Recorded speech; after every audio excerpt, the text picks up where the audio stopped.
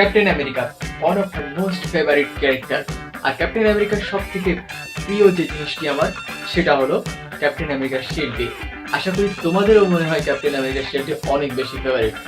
আজ আমি আমার এই ভিডিওতে দেখাবো কিভাবে ক্যাপ্টেন আমেরিকার শিল্ডটি বানাতে হয়।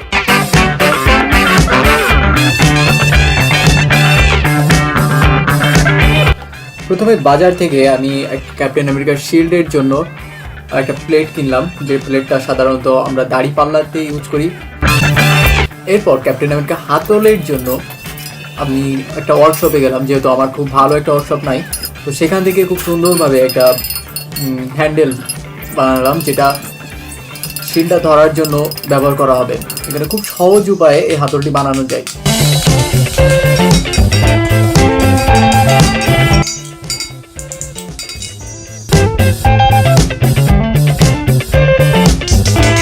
এরপর সেই হাতলগুলোকে পিন জয়েন করলাম।